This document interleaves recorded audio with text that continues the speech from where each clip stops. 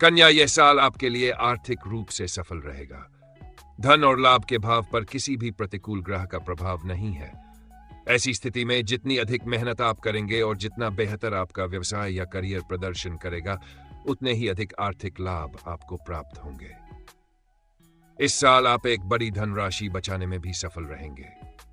मई के मध्य में बृहस्पति, जो धन का कारक है, का गोचर आपके जीवन में आर्थिक समृद्धि का संकेत देगा। वित्तीय राशिफल 2020 के अनुसार बृहस्पति की दृष्टि धन भाव पर होगी, जिससे आपको धन संचय में सफलता मिलेगी। आपकी आय के अनुसार आप अपनी संपत्ति बढ़ाने में भी प्रभावी रहेंगे। इसके अलावा शुक्र के गोचर से आप अपनी संपत्ति की रक्षा और इसे सुरक्षित रखने में सक्षम रहेंगे।